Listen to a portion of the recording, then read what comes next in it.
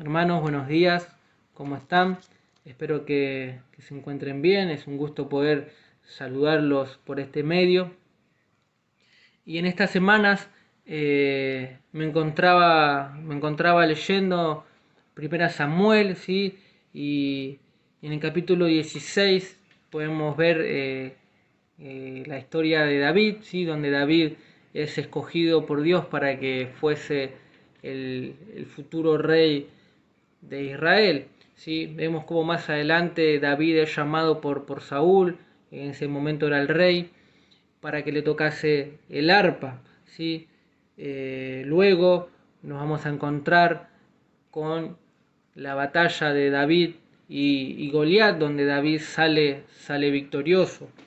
Y es a partir de esa batalla, eh, es a partir de esa batalla que Saúl empieza a mirar a David con otros ojos, ojos de celo, ojos de envidia, ¿sí? Y a partir de ese entonces, David, eh, Saúl intenta matar a David en varias oportunidades, desde donde David se ve obligado, ¿sí?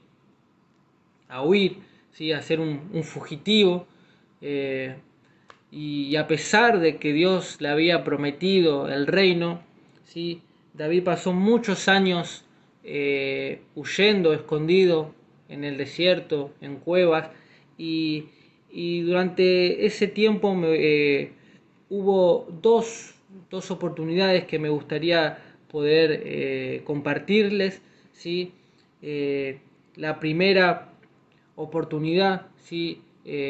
Donde David ya se encontraba huyendo, ¿sí? En este momento David estaba en la región de Engadi, en una cueva con sus hombres, ¿sí?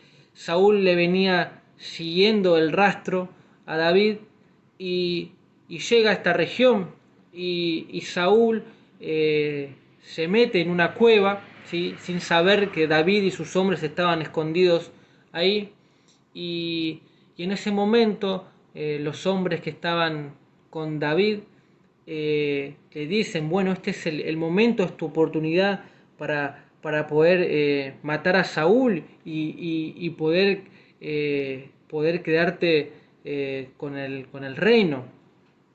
Y David se acerca sigilosamente, ¿sí? Al rey Saúl y, y no lo mata, sino que corta un pedazo de su manto, ¿sí?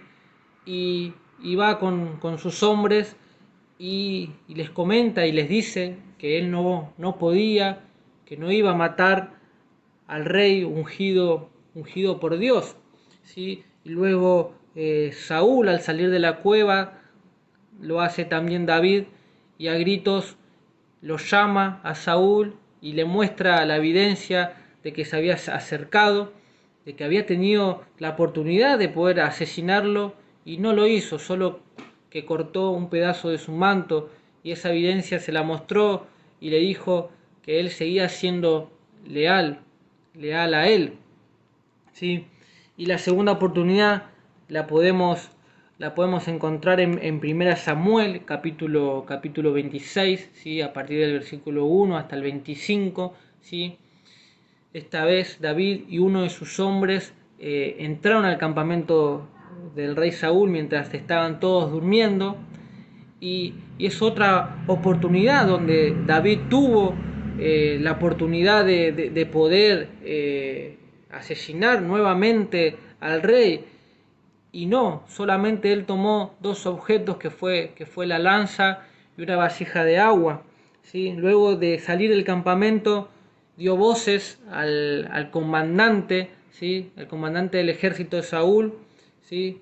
Y le mostró estos objetos y, y lo reprendió por no darle la protección que necesitaba el rey.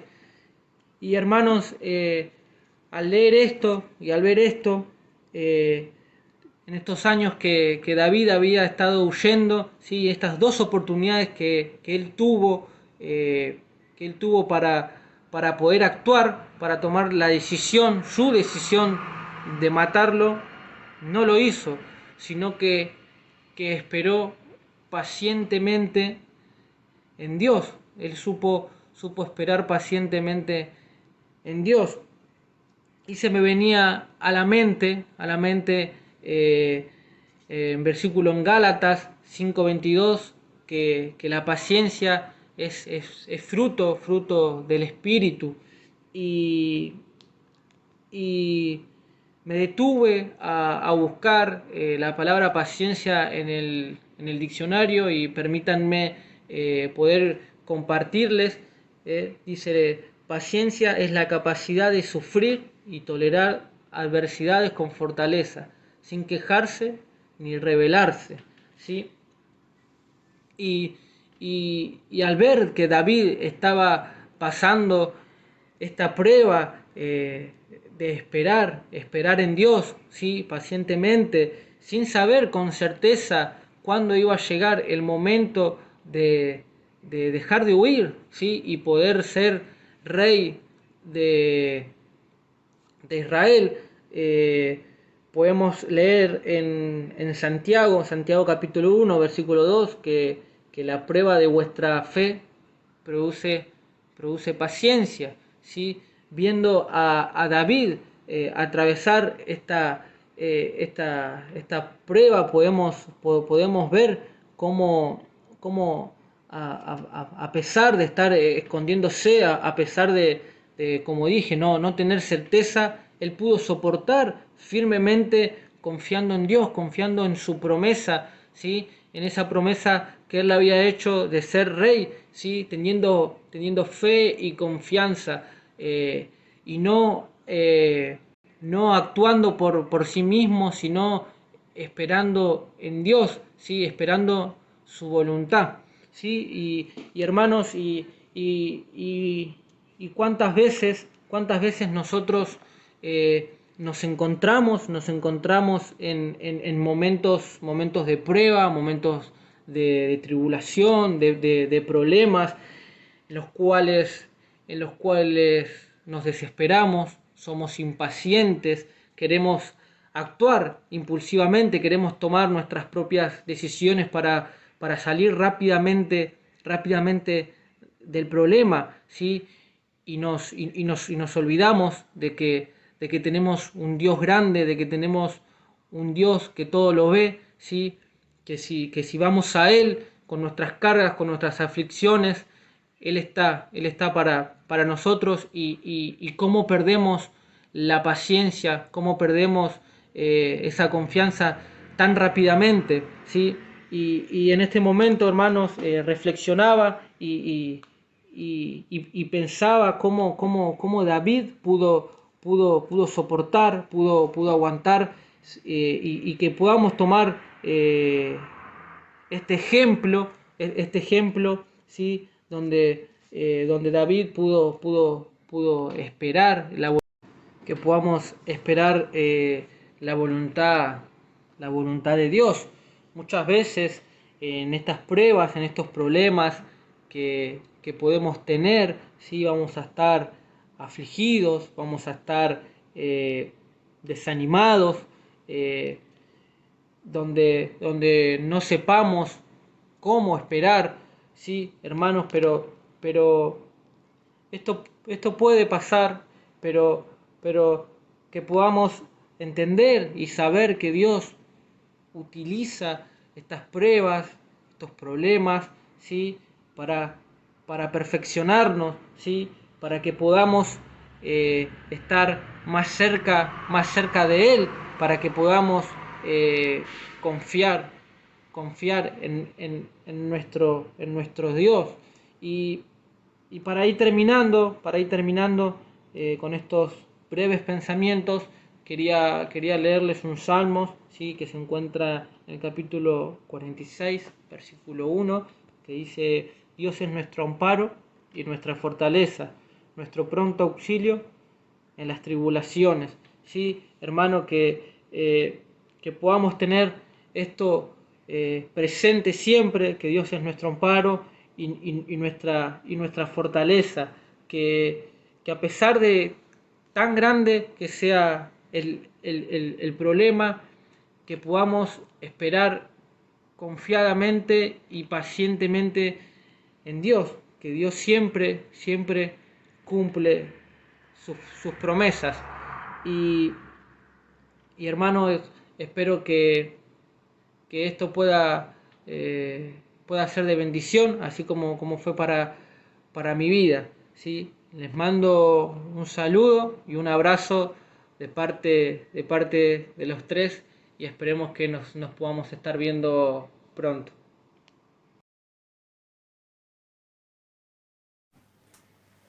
Bendiciones hermanos, buenos días. En esta oportunidad tengo el privilegio de poder compartir nuevamente la palabra del Señor con ustedes y para eso quiero que podamos abrir nuestras Biblias en el libro de Lucas, capítulo 8, versículo 4 en adelante. Juntándose una gran multitud y los que de cada ciudad venían a él, les dijo por parábola: el sembrador salió a sembrar su semilla.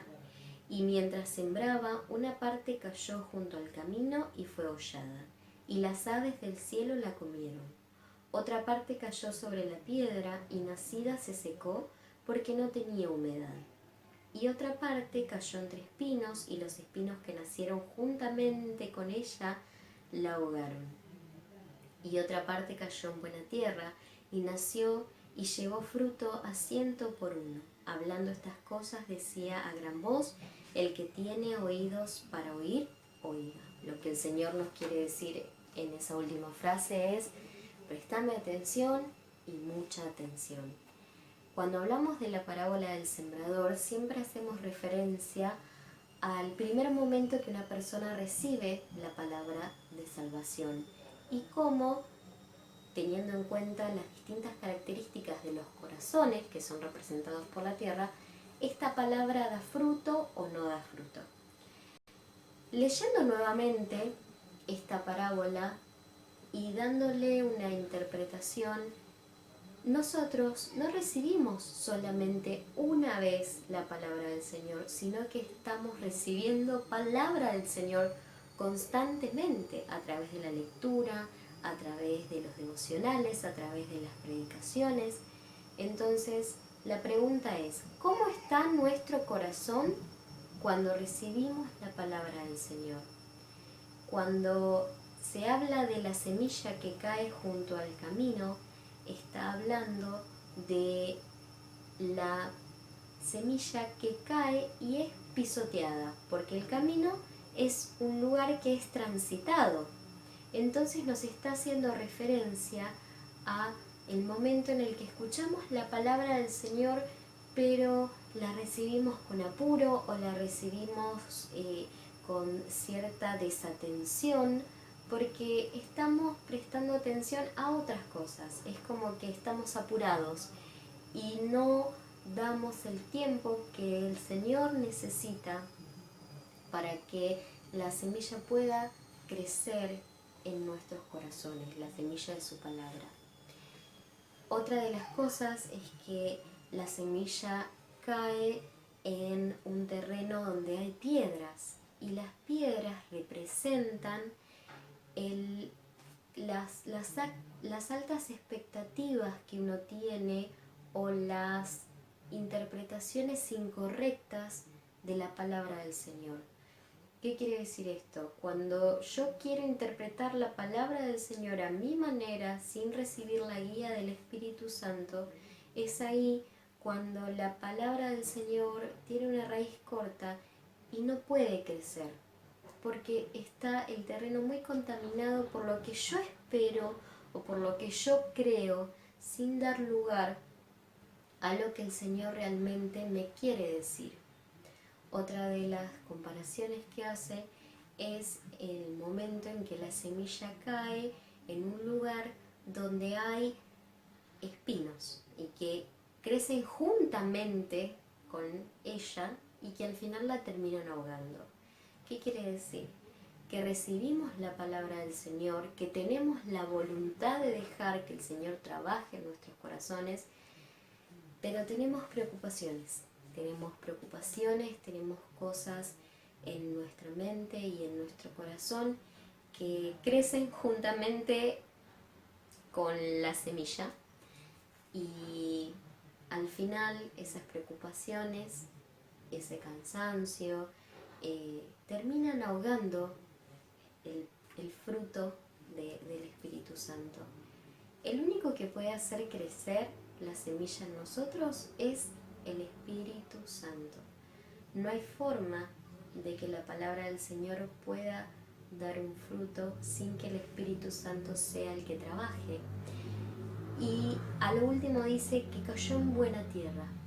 Entonces, la buena tierra hace referencia a una tierra suave, a una tierra tierna, a una tierra dócil, a una tierra que fue trabajada, porque el otro día, una comparación actual y real, estuvimos plantando césped en el patio de mi casa y el terreno no estaba para que pudiera crecer algo. Entonces hubo que picar el terreno, hubo que sacar las piedras, hubo que sacar un montón de yuyos y de plantas que no tenían que estar. Y recién ahí, cuando se ablandó todo, cuando se mojó, se pudo tirar la semilla y pudo crecer. Entonces tiene que haber una voluntad en el corazón de cada uno de preparar el terreno del corazón para que la semilla, que es la palabra de Dios, pueda crecer por la acción del Espíritu Santo. Y no es una vez que mi corazón ya se convierte en buena tierra, sino que es un trabajo constante del Espíritu Santo, que mi corazón siga siendo buena tierra para poder dar fruto y que siga creciendo lo que Él inspira en nosotros. Entonces, cuando nosotros llegamos a dar fruto, este fruto tiene que ser maduro y tiene que llegar a la perfección de la madurez.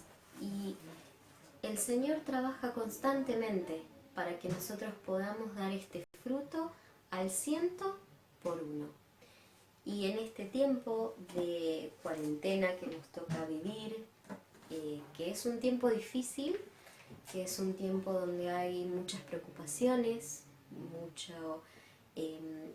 es una situación que nunca se vivió y que es nueva y que realmente a muchos nos tiene preocupados y nos tiene angustiados. Entonces, en este tiempo que el Señor nos quiere seguir hablando, tenemos que pensar en cómo está nuestro corazón para recibir la palabra del Señor. ¿Cuál es la tierra de mi corazón? Tengo que tener la voluntad de que el Señor trabaje en mi vida para que la semilla de su palabra dé fruto a través de la acción del Espíritu Santo.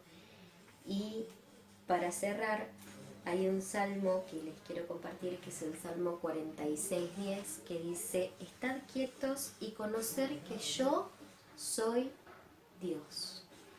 En este tiempo que nos toca estar en casa, es necesario estar quietos, tener el tiempo de poder orar, de tener este encuentro con Dios y de reconocer cuando Dios nos dice: quédate quieto, quédate quieta, reconoce que yo soy Dios.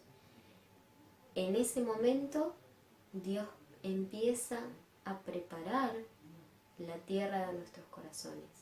Entonces es mi deseo, y como esta palabra fue de bendición para mí, espero que haya sido de bendición para ustedes, que puedan pasar un lindo día hoy y que realmente puedan tener este tiempo con el Señor y que la palabra de Él pueda dar fruto, este fruto maduro y perfeccionado por el Espíritu Santo, que pueda realmente crecer en sus corazones. Así que me despido hasta otra oportunidad y que el Señor los bendiga.